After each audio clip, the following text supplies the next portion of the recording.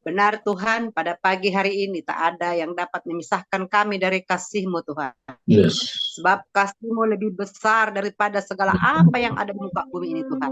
Kasih-Mu melingkupi bumi ini, kasih-Mu melingkupi hati dan pikiran kami pada saat pagi hari ini Bapa. Terima kasih Tuhan Yesus buat Roh Kudus yang sudah setia menemani kami, menyertai kami, bahkan mendukung kami sehingga pada pagi hari ini Tuhan kami boleh dibangunkan dengan tubuh yang sehat, pikiran yang sehat, dan juga raga yang sehat. Terima kasih Bapak, kami percaya pada pagi hari ini kami akan dilawat oleh firman Tuhan. Kami mau belajar lebih lagi mengenal Engkau ya Tuhan. Biarlah Tuhan lewat pujian penyembahan kami pada pagi hari ini, hatimu disenangkan, namamu ditinggikan, dan segala hormat, puji, kemuliaan hanya bagimu.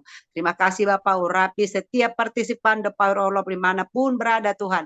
Mari Engkau melawat pada pagi hari ini. Berikan kami hatimu, hati yang takut akan Tuhan, hati yang mau menerima firman Tuhan, mau merenungkan, mau melakukan dan mempraktekkan dalam kehidupan kami. Terima kasih Bapak, hamba-Mu yang akan menyampaikan, membawa sharing pada pagi hari ini. Biarlah juga urapan-Mu Bapak senantiasa melingkupi sehingga Tuhan apa yang disampaikan sesuai dengan firman Tuhan. Terima kasih Bapak, terpuji-pujilah Engkau Bapak, sekarang sampai selama-lamanya. Di dalam nama Yesus Kristus kami sudah berdoa dan kami mengucap syukur pagi hari ini. Haleluya. Amin. Baik, shalom Bapak Ibu. Ya, ada wajah-wajah yang bersuka cita. Saya lihat ya pagi hari ini. Pak Lamsar, ada Ibu Rehmalem, Bu Timawar, Bu Ernita Silaban Balikpapan, Ibu Nita Simorangkir. Ya, semua adalah orang-orang yang diberkati, orang-orang pilihannya Tuhan pada pagi hari ini. Nanti kami minta tolong Pak Lamsar bantu untuk ayat-ayat Alkitab ya Pak. Ya. Ya. Baik. Terima kasih Pak buat kesediaannya ya. Ya, baik, mari kita lanjutkan ya firman Tuhan ataupun sesi kedua ya dari pujian penyembahan ya. Ya, apa itu? Pujian penyembahan. Pagi hari ini kita mau belajar. Kalau minggu kemarin kita sudah belajar apa itu pujian penyembahan, ya kan? Ada beberapa bentuk pujian penyembahan itu menurut Alkitab, ya. Kemarin sudah jelas untuk memuji itu ada tujuh macam, ya. Ada halal, ada jamar, ada taudah, ada yada, ada tehila, ada epainos, ada eulegio, ada ainos, dan yang terakhir humneo ya. Humneo itu yaitu pujian yang menyanyi, memuji, menyanjung Tuhan ya. Luar biasa dengan nyanyian. Dan juga penyembahan juga kemarin sudah kita bahas ya bahwa penyembahan kita kepada Tuhan itu ya sesuai dengan Alkitab ada 5 jenis, yaitu yang pertama barak, nomor 2 sakak, kemudian latrueo, kemudian sebomai, dan yang kelima proskumeo. Proskumeo itu adalah tingkat kesetiaan yang tertinggi ya. Jadi tingkat kesetiaan yang tertinggi itu sampai dia mencium ya kepada Allah ya, menghormati Allah dengan mencium ciuman kudus. Haleluya. Sekarang kita mau belajar siapa yang harus memuji dan menyembah Tuhan. Mari kita buka Mazmur 103 ayat 1 sampai dengan 2. Ya, kita hari ini belajar di kitab Mazmur karena memang dalam Alkitab yang banyak memuji menyembah Tuhan itu adalah Daud, ya. Raja Daud, dia terkenal pemuji, penyembah sampai dia melompat-lompat karena bergirang, ya. Tuhan, kehadiran Tuhan. Baik, Mazmur 103 ayat 1 sampai dengan 2.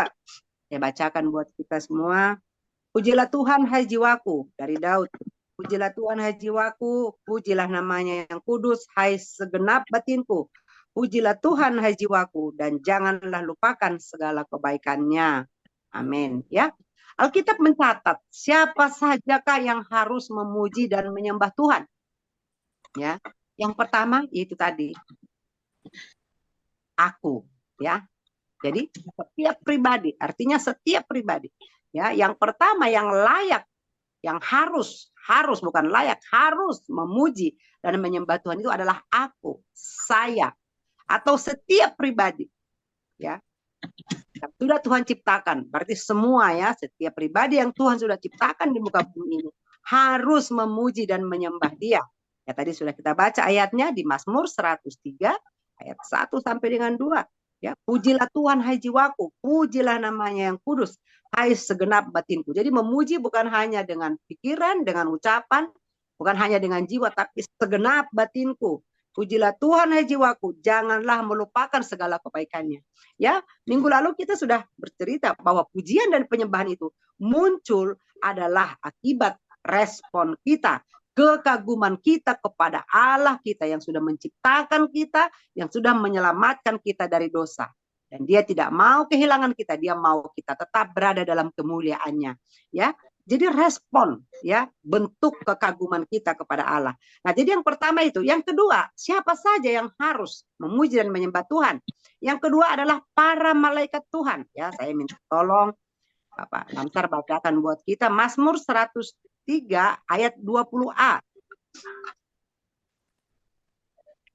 Baik, Mazmur 103 ayat 20a.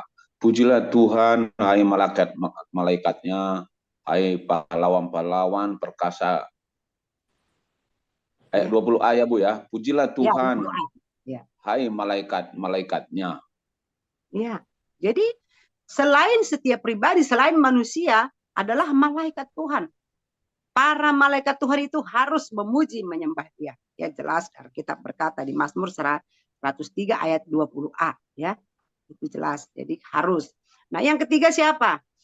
Yaitu para pahlawan. Mazmur 103 juga ayat 20b ya. Nah. Baik, firman Tuhan. Hai pahlawan-pahlawan perkasa yang melaksanakan firman-Nya dengan mendengarkan suara firman-Nya.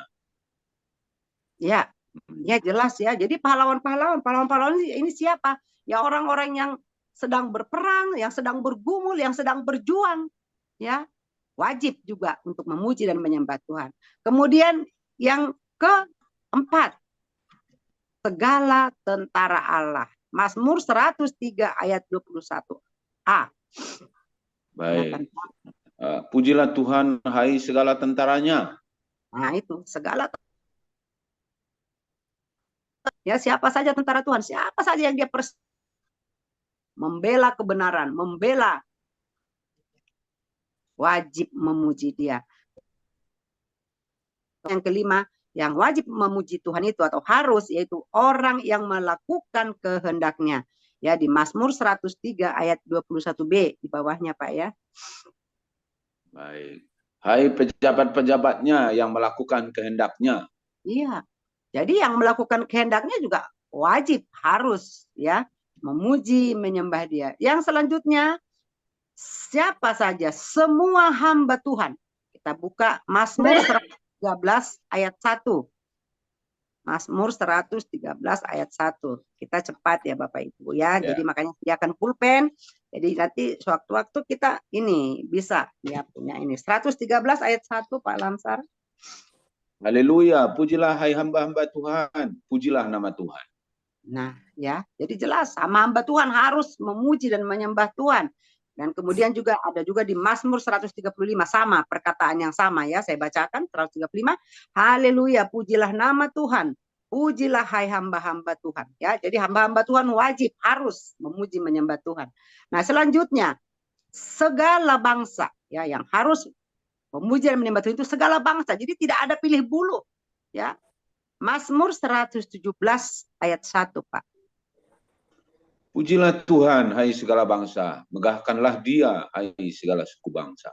Ya, jadi semua. Ya, tidak ada pilih suku. Oh iya, saya tidak. Saya sudah pintar. Bangsa kami maju. Nggak usah. Bangsa kami tertinggal. Tidak. Tapi semua ya harus memuji dan menyembah Tuhan. Dan juga di dalam Roma 15 ayat 11, mungkin Bapak Lamsar bisa bantu. Roma 15 ayat 11, firman Tuhan. Ya. Dan lagi, pujilah Tuhan, hai kamu semua bangsa-bangsa, dan biarlah segala suku bangsa memuji Dia.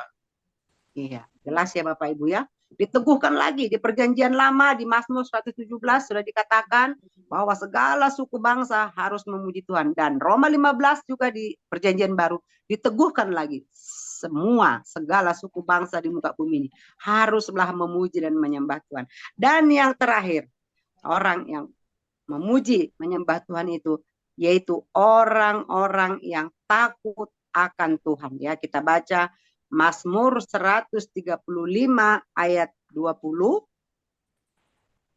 Ya, silakan Pak, 135 ayat 20. Baik, firman Tuhan. Hai kaum Lewi, pujilah Tuhan. Hai orang-orang yang takut akan Tuhan, pujilah Tuhan. Amin. Amin, amin ya. Kemudian diteguhkan lagi di Perjanjian Baru dalam Matius 4 ayat 10. Ya. Bentar ya Bu, biar Ya. saya juga mencatatnya. Waduh, ini kayak tentara ya Pak ya, sorry ya. Biar Matius semangat. berapa? Matius berapa? Matius 4 ayat 10 Pak. Matius 4 ayat 10. 4. Matius 4 Matius, ayat 10. Matius 4 ayat 10 firman Tuhan. Maka berkatalah Yesus kepadanya, enyahlah iblis, sebab ada tertulis, engkau harus menyembah Tuhan Allahmu, dan hanya kepada Dia sajalah engkau berbakti. Oh, itu. Ya Bapak Ibu ya. Jadi jelas pada pagi hari ini kita mengerti ya siapa saja yang harus memuji menyembah Tuhan. Ya, orang-orang yang akan takut akan Tuhan, segala bangsa, setiap yang bernapas, setiap yang diciptakan oleh Tuhan wajib memuji dan menyembah Tuhan. Karena memang Tuhan menciptakan kita adalah untuk memuji dan menyembah Dia. Ya. Jadi pada pagi hari ini kita sungguh diberkati ya. Dengan kata lain, ya penyembahan kita itulah yang Tuhan harapkan, itulah yang Tuhan mau, ya. Tapi tergantung kepada kita, apakah kita mau, ya. Dan satu hal yang kita perlu tahu, ketika kita memuji menyembah Dia, itu bukan menguntungkan Tuhan, tapi menguntungkan diri kita sendiri. Ketika kita memuji menyembah Dia, ketika kita dilawat, maka kita mendapatkan berkat, kita mendapatkan sukacita, kita mendapatkan urapan, kita mendapatkan hikmat, kita mendapatkan pencerahan, bahkan jawaban-jawaban dari doa kita lewat Roh Kudus, ya. Jadi kalau ada ibadah, tidak ada lawatan, tidak ada kehadiran Tuhan, hadirat Tuhan tidak ada, itu sia-sia, itu hanya seremoni, ya. Oleh karena itu mari setiap kita belajar dalam setiap ibadah kita, baik kita di dalam rumah sendiri atau dalam keluarga kita, mari hadirkan Tuhan. Jadi jangan hanya ibadah tapi tidak ada kehadiran Tuhan yang kita rasakan, ya. Itu Bapak Ibu. Ya, luar biasa. Pada hari ini kita belajar lagi. Tadi siapa yang harus dan memuji menyembah Tuhan? Ya, sekarang yang kedua, kapan kita menyembah Tuhan atau menyembah Allah? Ya. Di dalam Alkitab ya dikatakan ya ada beberapa waktu ya yang kita harus memuji menyembah Tuhan. Apakah hanya pagi, hanya siang atau malam? Ya, kalau malam kita tidur misalnya kan, atau kalau siang nggak usah gitu contohnya ya. Kita ada menemukan ataupun dalam Alkitab mencatat ya ada 3 waktu di mana kita harus memuji dan menyembah Tuhan. Yang pertama pada waktu pagi ya Bapak Ibu ya. Saya bacakan Mazmur 59 ayat 17. Tetapi aku mau menyanyikan kekuatanmu pada waktu pagi. Aku mau bersorak-sorai karena kasih setiamu.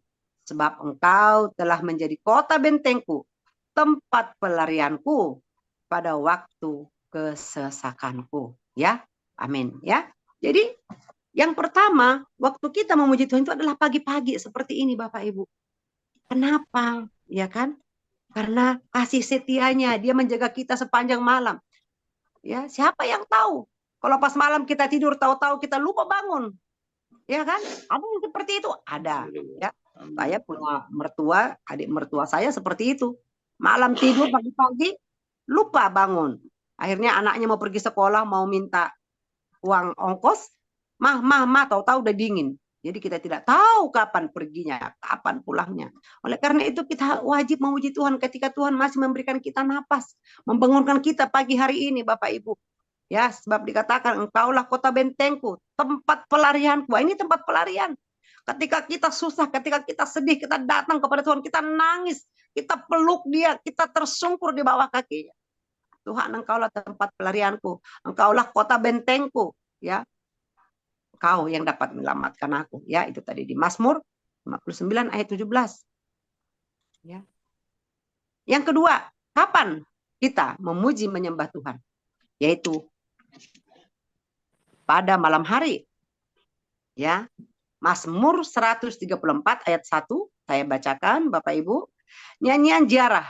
Mari pujilah Tuhan, hai semua hamba Tuhan yang datang melayani di rumah Tuhan pada waktu malam. Wow, ya. Jadi kita memuji Tuhan itu pagi hari, malam hari juga, ya. Bahkan dikatakan yang melayani di rumah Tuhan wajib memuji menyembah Tuhan. Dan selanjutnya yang ketiga, kapan lagi kita memuji menyembah Tuhan? Ya. Mazmur 119 ayat 164. Minta tolong Pak Lamsar. Mazmur 119 ayat 164. Ya Pak. Firman Tuhan. 7 kali dalam sehari aku memuji-muji Engkau karena hukum-hukum-Mu yang adil. Amin. Ya, amin, amin. Mazmur 34 ayat 1, Pak. Oke. Mazmur 34 ayat 1. Firman Ya. Tuhan. Dari Daud, pada waktu ia pura-pura tidak waras pikirannya di depan Abimelek sehingga dia diusir lalu pergi. Aku hendak memuji Tuhan pada segala waktu, puji-pujian kepadanya tetap di dalam mulutku. Ya, amin, ya. Jadi kapan? Setiap waktu, ya. Daud mengatakan, aku hendak bersyukur kepada Tuhan setiap waktu dan tak henti-hentinya memuji Dia, ya. Ketika dia berpura-pura tidak waras pun dia memuji Tuhan, Bapak Ibu, ya. Itu tadi jelas Alkitab mencatat. Ya. Jadi tidak ada tempat kita, pelarian kita yang lain selain Tuhan. Ya.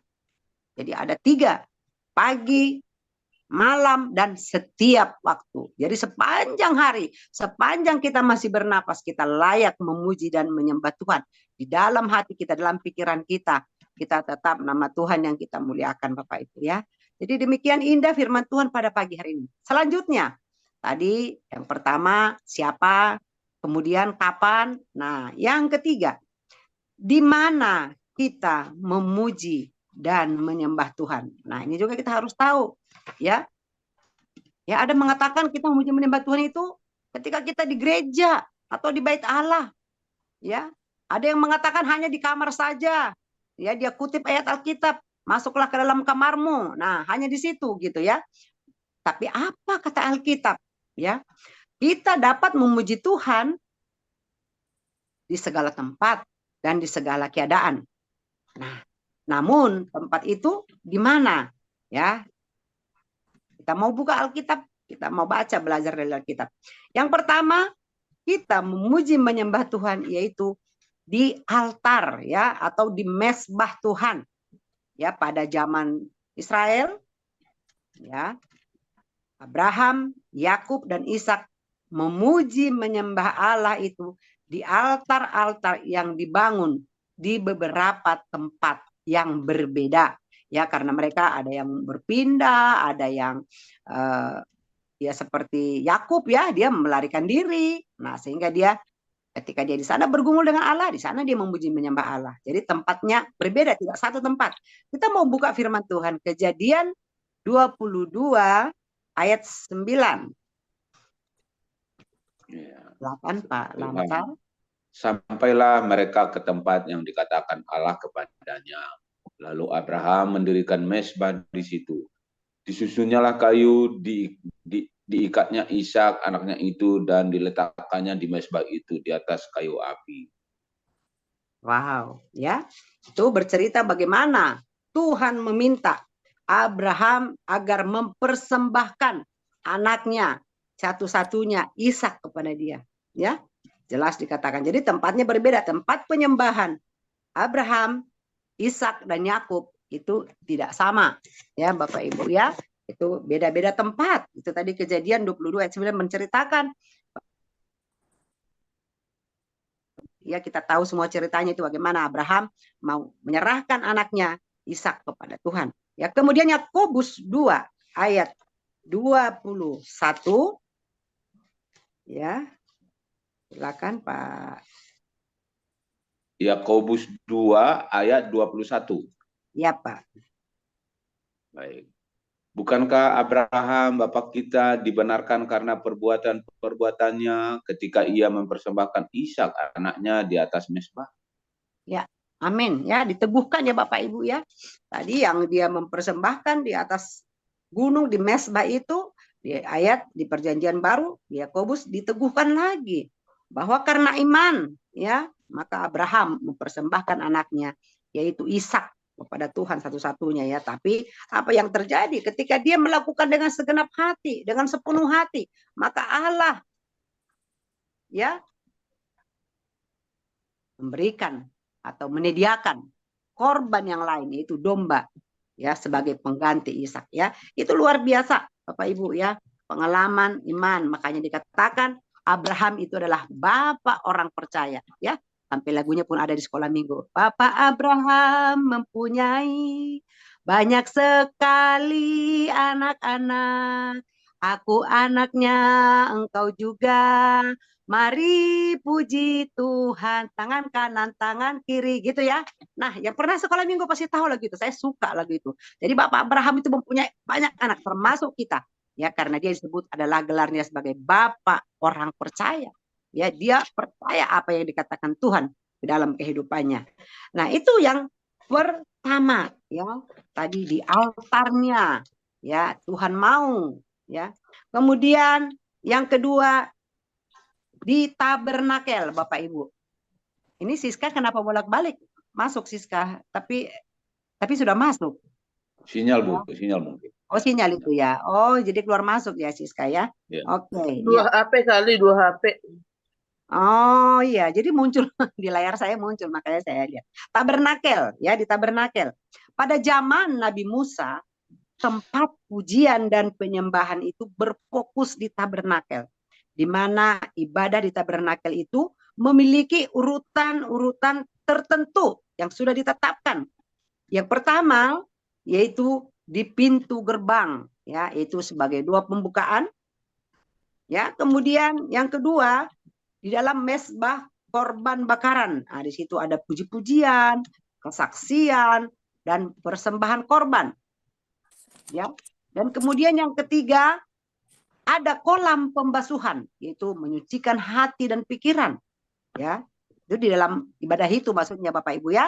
Nah, kemudian selanjutnya yang keempat di pintu kemah atau dua pemberitaan firman. Ya, setelah dibasuh hati dan pikiran baru ya di pemberitaan firman. Nah, kemudian selanjutnya yaitu menyalakan karunia-karunia roh ya, dan disebut juga istilahnya itu pelita emas ataupun kaki dian. Ya. Kemudian selanjutnya ada meja roti pertunjukan yaitu pemberitaan firman dan perjamuan kudus. Jadi perjamuan kudus bukan sekarang saja Bapak Ibu. Dari zaman Musa pun sudah ada di tabernakel itu dilakukan. Nah, kemudian dupa yaitu penyembahan dalam roh dan nah, selanjutnya ada pintu tirai yaitu yang sungguh-sungguh. Dan yang terakhir perjanjian yaitu masuk dalam hadirat untuk mendengarkan suaranya ya. Dulu kan langsung Tuhan bicara sama Musa kan? Musa bawalah bangsaku gitu kan ya. Seperti itu. Bisa itu namanya bilang Ibu tadi di pintu gerbang. Terus di mana lagi? Pintu gerbang yang pertama Bapak Ibu ya. Kemudian di mezbah korban bakaran yaitu menyangkut puji-pujian, kesaksian. Jadi hampir mirip dengan kita juga. Jadi kita ini yang sekarang ini sebenarnya meniru apa yang dulu Musa sudah kerjakan ya. Ada puji-pujian dan ada kesaksian ya di sana.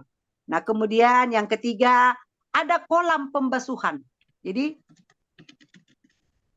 menyucikan hati dulu ya. Kalau kita mungkin pengakuan dosa gitu ya. Pengakuan dosa ya. Nah, yang keempat baru ada pintu kemah pemberitaan firman Tuhan. Nah, yang kelima, ya, menyalakan karunia-karunia roh, berbahasa roh. Ya, disebut itu pelita emas istilahnya atau kakidian.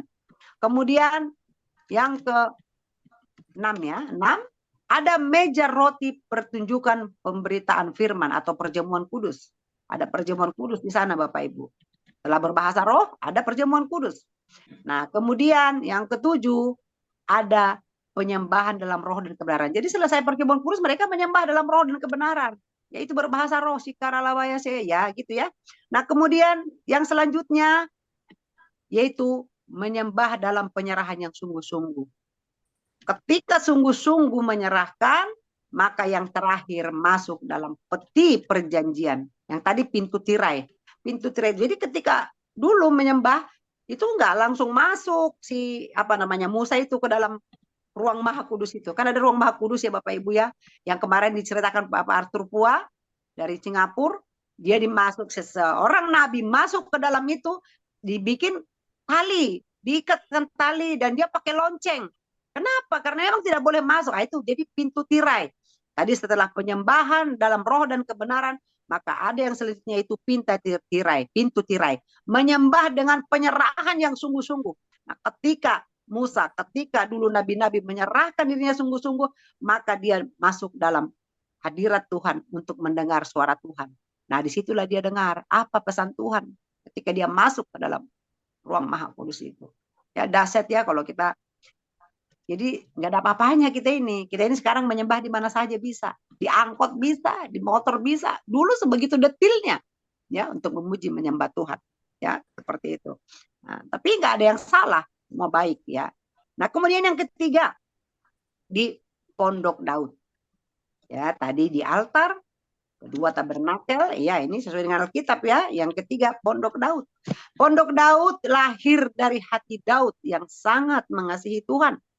Pondok Daud itu adalah merupakan bangunan yang didirikan oleh Daud, terbuat dari kain kelambu dan berbentuk tenda atau kemah.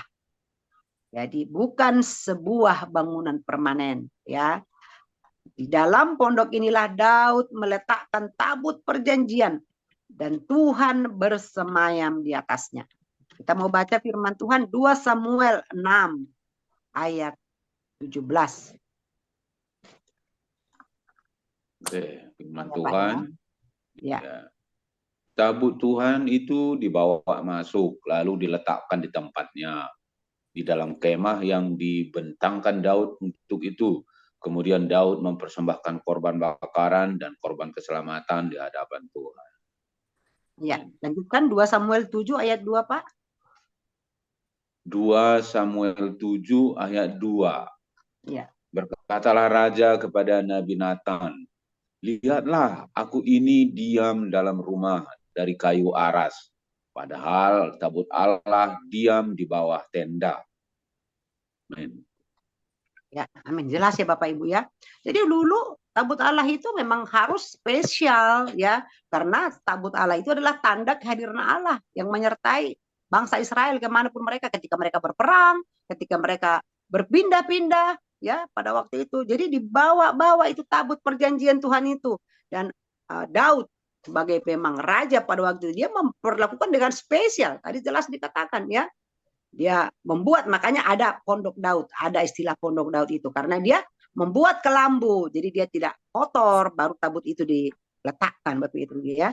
Nah, dan di sekitar kemah itu Daud memerintahkan beberapa orang untuk memuji Tuhan siang dan malam selama 24 jam ya.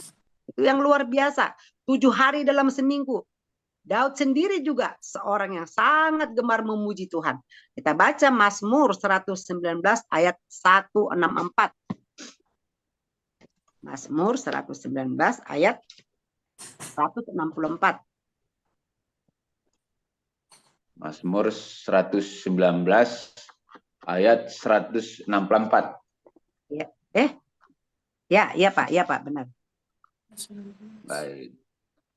7 kali, itu yang tadi Bu, 7 kali dalam sehari aku memuji-muji Tuhan karena hukum-hukum-Mu yang adil.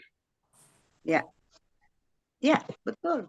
Jadi Daud melakukan itu, walaupun dia sebagai raja pada waktu itu, dan dikatakan itu, ya, dia menyediakan tim pemuji di sekitar tabut Allah itu. Ya, bagaimana pujian dan penyembahan di Pondok Daud? Nah, kita mau belajar ini pengalaman yang berharga sampai sekarang pun ada yang membuat apa ya istilah ini ya, ada Pondok Daud ya, gitu ya. Nah, bagaimana pujian dan penyembahan di Pondok Daud? Ya, yang pertama, ternyata Daud itu mempunyai 4 pemimpin puji-pujian. Ya, kita mau baca di 1 Tawarik 15 ayat 22. Di situ ada Kenania, ya, sebagai pemimpin pujian. Dan kemudian 1 Tawarik 25 ayat 2 ada Yedutun. Kemudian 1 Tawarik 25 ayat 3 ada Herman. Ya, maaf. 1 Tawarik 25 ayat 2 ada Asaf. Kemudian Yedutun, yaitu 1 Tawarik 25 ayat 3, dan yang keempat yaitu Herman, 1 Tawarik 25 ayat 5. Bapak Ibu nanti bisa baca ya, karena waktu kita kejar-kejaran dengan waktu ini ya. Baik, ya, kemudian yang kedua, Daud juga mempunyai 7 imam peniup napiri. Wow. Ya, dia membuat orang untuk meniup napiri atau musik untuk membantu para pemimpin pujian tadi, yang 4 orang tadi Bapak Ibu ya, yaitu di dalam 1 Tawarik 15 ayat 24, mungkin Pak Lamsar bisa bacakan buat kita. 1 Tawarik 24 ayat 15 ayat 24 Pak. 1 Tawarik 15 ayat 24, firman Iya. Tuhan. Dan sebanyak Yosafat, Nathanael, Amasai, Zakaria, Benaya, dan Eliezer, yakni imam-imam itu meniup nafiri di hadapan Tuhan, di hadapan tabut Allah, sedang Obed Edom dan Yehia adalah penunggu pintu pada tabut itu. Wow, ya, keren ya Bapak Ibu ya. Ya, walaupun dia tidak mengadakan tidak gedung, tapi itu tetap ada, tim itu ada bersama-sama dengan tabut Allah. Daud sudah mempersiapkan itu sebelumnya Bapak Ibu ya. Nah, kemudian selanjutnya yang ketiga, ya, Daud mempunyai pemusik juga ya, selain tadi nafiri ada pemusik lagi ya, yaitu anak-anak dari pemimpin pujian. 1 Tawarik 24 Pak Amsar. 1 Tawarik 24 ayat 1 Tawarik 24. Oh iya. Oh ya. Ya, ini nanti bisa dibaca sendiri Bapak Ibu ya, karena ini panjang ya. Pokoknya nanti dibaca 1 Tawarik 24, siapa saja di situ yang anak-anak dari pemimpin pujian itu. Jadi semua pemimpin itu wajib juga mereka mengeluarkan apa namanya? Memainkan musik ya. Nah, selanjutnya yang keempat, Daud juga mempunyai paduan suara yang terdiri dari 288 orang. Nanti dibaca 1 Tawarik 25. Ya, jadi kita mau belajar terus firman Tuhan luar biasa. Nah, 1 Tawarik 1 Tawarik 25 Bapak Ibu ya, dibaca satu perikop itu ya. Di situ ada paduan suara Daud. Luar biasa keren. Dari dulu sudah ada paduan suara, bukan sekarang ya. Ada. Dan yang terakhir yang kelima, Daud juga mempunyai suatu kelompok yang terdiri dari pemusik dan penyanyi, yaitu dalam 1 Tawarik 23. Nah, pokoknya 1 Tawarik 23, 24, 25 ini adalah menceritakan bagaimana Daud ya mengadakan pujian penyembahan kepada Tuhan. Bagaimana dia menjaga, memelihara tabut Allah, menghargai, menghormati, menyembah tabut Allah yang ada bersama-sama dengan bangsa Israel pada waktu itu. Ya, nah, seperti itu Bapak Ibu. Nah, kemudian yang selanjutnya, ya, di mana kita memuji menyembah Tuhan? Yang keempat yaitu di bait Allah. Ya, pada zaman Salomo, pusat pujian dan penyembahan beralihlah ke bait Allah yang telah dibangun oleh Salomo. Tadinya berpindah-pindah kan? Musa, Abraham, ya, dan tadi Daud itu yang besar-besar mereka mengadakan punya penyembahan. Nah, itu berpindah-pindah. Mereka punya cara tersendiri, ya, dan yang diperkenan oleh Tuhan tentunya. Ya, tapi yang keempat pada zaman Salomo pusat pujian dan penyembahan itu beralih ke bait Allah yang telah dibangun oleh Salomo, di mana polanya adalah tabernakel Musa, ya. Jadi tadi benar ya, tabernakel Musa. Di sana ada halaman, ada ruang kudus dan ruang maha kudus, yaitu pada zaman Salomo. Ya, nah di dalamnya diletakkan seluruh pelataran yang ada pada tabernakel Musa, seperti mezbah korban bakaran, ada kolam pembasuhan, ada pelita emas tadi yang saya bacakan tadi. Pokoknya itu menganut, Salomo itu menganut apa yang Musa lakukan, ya. Seperti itu Bapak Ibu. Dan yang kelima, kita memuji menyembah Tuhan itu di mana? Ya, yaitu di dalam roh dan kebenaran. Ya, roh dan kebenaran yaitu ketika wanita yang bertemu dengan Yesus bertanya, ya, dalam Yohanes 4 ayat 20. Ya, maksudnya ini wanita Samaria. Di situ dikatakan, nenek moyang kami menyembah di atas gunung ini, tetapi kamu katakan bahwa Yerusalemlah tempat orang menyembah. Itu kata perempuan itu, ya. Nah, ada 3 penyembahan terjadi di sana, yaitu penyembahan orang Samaria, ada penyembahan orang Yahudi, dan penyembahan baru yaitu kepada Yesus. Ya, penyembahan orang Samaria adalah yaitu antara orang percakapan, dalam percakapan, ya, percampuran orang Samaria, maksudnya percampuran orang Samaria dengan bangsa Yahudi atau dengan bangsa lain. Nah, mereka menyembah dengan gaya mereka. Mereka menyembah di Gunung Gerizim. Mereka mempunyai tempat penyembahan, ya, atau temple, ya, disebutkan temple. Nah, penyembahan orang Yahudi, ya, penyembahan di perjanjian lama, yaitu di Bait Allah. Nah, penyembahan melalui Yesus tidak lagi ada penyembahan ke Yerusalem, tetapi kita langsung menyembah kepada Yesus. Ya, kita buka Ibrani 10 ayat 19 ayat 22. Sampai 22 maksud saya. Silakan Pak Kamsar, Ibrani 10 ayat 19 sampai dengan 22. Iya, baik. Jika saudara-saudara oleh darah Yesus kita sekarang penuh keberanian dapat masuk ke dalam tempat kudus, karena ia telah membuka jalan yang baru dan yang hidup bagi kita melalui tabir, yaitu dirinya sendiri. Dan kita mempunyai seorang imam besar sebagai kepala rumah Allah. Karena itu marilah kita menghadap Allah dengan hati yang tulus, ikhlas, dan keyakinan iman yang teguh. Oleh karena hati kita telah dibersihkan dari hati nurani yang jahat, dan tubuh kita telah dibasuh dengan air yang murni. Amin. Amin, ya Bapak Ibu, ya. Jadi kalau tadi zaman perjanjian lama, ya, para imam, ya, para bangsa Israel, mereka memuji menyembah Tuhan berpindah-pindah, ya.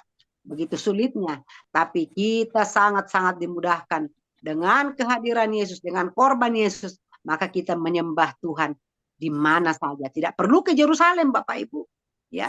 Tapi kita bisa langsung kepada Yesus, menyembah dari tempat kita di mana kita berada. Dan itulah yang kita lakukan pada pagi hari ini. Maka genaplah firman Tuhan, Yohanes 4 ayat 24. Allah itu roh, dan barang siapa menyembah Dia harus menyembahnya dalam roh dan kebenaran. Ya, yang Tuhan mau katakan di sini bahwa Tuhan itu ada di mana saja.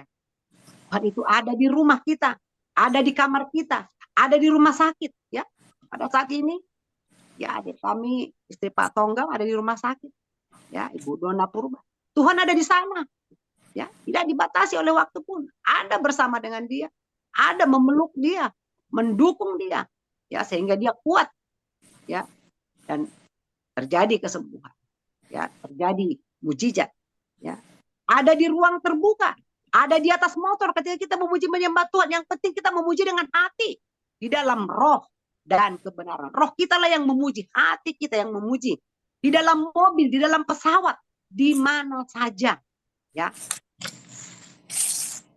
Dan Allah mau kita melakukannya itu, ya, sehingga tak ada satu waktu pun yang terlewatkan, ya. Tidak harus seperti tadi, wah, kita harus menghadap Tuhan dari ruang hadapan dulu, halaman dulu, basuh kaki, ya kan, basuh kaki dulu, kemudian baru masuk ke ruang tengah, harus memuji dulu, baru bisa berdoa, menyampaikan keluh kesah. Ini sekarang langsung Bapak Ibu, ya. sekarang, detik ini juga, ketika kita merasakan apa yang sesuatu yang tidak berkenan, yang tidak kita bisa terima mungkin dengan akal pikiran kita datang kepada Tuhan. Tuhan, tolong saya, ini bagaimana? Sesimpel itu. Tapi terkadang kita, ya, karena saking mudahnya kita sepele, ya, kita tidak melakukannya, kita menganggap ya sepertinya Tuhan tidak ada, sepertinya Tuhan tidak bersama dengan kita. Padahal jelas, ya, dikatakan bahwa Yesus yang adalah Immanuel, bahwa Allah beserta kita, Tuhan beserta kita dimanapun kita berada. Tapi bagaimana dengan respon kita? Bagaimana dengan iman kita? Apakah kita percaya Dia ada bersama dengan kita? Ya, kalau kita percaya, maka kita akan diberkati. Dia akan tetap bersama dengan kita dan kita bisa merasakan tuntunannya. Kita bisa merasakan lawatannya. Ya, dan setiap hari di mana saja pun berada, apapun yang kita perlukan, makanya dikatakan Allah itu tahu kebutuhan kita, tahu kemampuan kita, tahu isi hati kita. Sebelum kita ucapkan, Dia sudah mengerti semuanya. Bapak Ibu, ya, demikian pelajaran pada pagi hari ini. Nanti kita lanjutkan lagi sesi berikutnya. Mengapa kita harus memuji menyembah Tuhan dan bla bla bla, ya. Nanti kita lanjutkan lagi. Jadi hari ini kita sudah mengerti, ya, bahwa siapa yang harus memuji Tuhan, kapan kita memuji dan menyembah Tuhan, dan juga yang tadi bagian yang ketiga, ya, di mana kita menyembah Tuhan, dengan cara apa? Yaitu kita mau katakan pada hari ini bahwa Allah itu adalah roh, ya. Oleh karena itu mari kita menyembah Dia di dalam roh, lewat roh kita, dan di dalam kebenaran. Makanya ada timbul berbahasa roh, karena yang bicara adalah roh dengan roh kita dengan roh Tuhan. Kita tidak mengerti bahasa roh kita. Ketika Bapak Ibu, Saudara dan saya, Tuhan gerakkan, Roh Kudus gerakkan. Anda berbicara dengan bahasa yang tidak mengerti atau bahasa lidah katanya. Mari ucapkan dengan sepenuh hati. Walaupun kau tidak mengerti, tidak perlu kita memikirkan itu. Tapi itulah ungkapan roh kita berbicara kepada Roh Kudus. Ini yang saya alami, ini yang saya butuhkan. Ya, makanya dikatakan dalam firman Tuhan, ya, roh penurut, tapi daging kita kadang-kadang yaitu kita mau yang enak-enak, kita yang mau dunia ini. Tapi Allah tidak mau seperti itu, ya. Oleh karena itu Bapak Ibu, sekali lagi saya ucapkan kepada kita terima kasih buat kehadirannya. Ya, seperti kata hamba Tuhan, jangan ilmu yang kita dapat itu kita bagikan, katanya, ya. Ada pepatah berkata begini, kalau harta disimpan mungkin jadi bertambah, tapi kalau ilmu disimpan itu akan hilang. Nah, saya ingat itu, makanya saya mau berbagi dengan kita semua. Mari kita belajar bersama-sama lewat the power of love, ya, bersyukur ada yang memfasilitasi kita sehingga kita bisa mengerti. Saya juga mendapatkan pelajaran yang sama Bapak Ibu dari sebelumnya, ya, dan saya bersyukur, ya, buat hambanya Bapak Surbakti, dia rindu agar kita juga bisa bersama-sama mengerti apa itu penyembahan, apa itu pujian, siapa yang kita puji, siapa yang kita sembah, kapan dan di mana, dan bagaimana penyembahan yang benar. Ya, sekali lagi Bapak Ibu terima kasih banyak, ya. Mari kita berbagi. Bapak Ibu juga yang punya ilmu bagikan, karena kalau dibawa pulang itu akan hilang, ya, tanpa jejak. Tapi kalau kita bagikan suatu saat mungkin nanti, ya, mungkin ada yang bercerita, oh iya dulu saya pernah dengar gitu, ya, disampaikan begini gitu kan, sama seperti saya juga mendapatkan pelajaran ini sudah lama Bapak Ibu, beberapa tahun yang lalu, ya. Nah, tapi yaitu tadi selama ini tersimpan, bahkan sudah hampir lupa gitu, ya. Tapi ketika Tuhan memakai hambanya Pak Surbakti, dikeluarkan, dibagi gitu, ya. Ya, jadi kita juga jadi oh semangat, ya juga, ya, gitu, ya. Jadi sehingga tidak ada salah paham. Ya, kadang-kadang selama ini kita sering menganggap bahwa kita yang benar, pujian kita yang lebih bagus, ya. Apa yang kita sudah lakukan kita yang terhebat, ya. Padahal bukan. Tapi apa kata Alkitab? Apa kata firman Tuhan? Karena setiap kita, ya, setiap anak-anak Tuhan percaya bahwa firman itu adalah pelita bagi kaki kita dan terang bagi jalan kita. Semua kembali ya kepada Alkitab ya. Itu saja Bapak Ibu pagi hari ini. Sekali lagi terima kasih. Mari kita menyembah Tuhan di dalam roh dan kebenaran ya. Mari serahkan hati dan pikiran kita sehingga Tuhan yang berkuasa atas hidup kita sekarang dan sampai selama-lamanya. Amin. Kita tundukkan kepala, kita berdoa. Bapa di surga, terima kasih Tuhan buat pagi ini. Engkau hebat, Engkau luar biasa. Engkau adalah roh, Engkau adalah kebenaran yang tinggal bersama-sama dengan kami lewat Roh Kudus-Mu Tuhan yang sudah bersama-sama dengan kami Bapa, sehingga memampukan kami pada pagi hari ini. Kami mau belajar Tuhan untuk mengenal Engkau. Siapa yang harus kami sembah, siapa yang harus memuji dan menyembah Engkau. Kami sudah belajar juga Tuhan, kapan kami harus menyembah Tuhan. Ya. Dan juga di mana kami memuji menyembah Engkau. Terima kasih Bapak buat pelajaran pagi hari ini. Kami mengerti bahwa setiap napas kami, setiap pribadi, kami harus memuji dan menyembah Tuhan.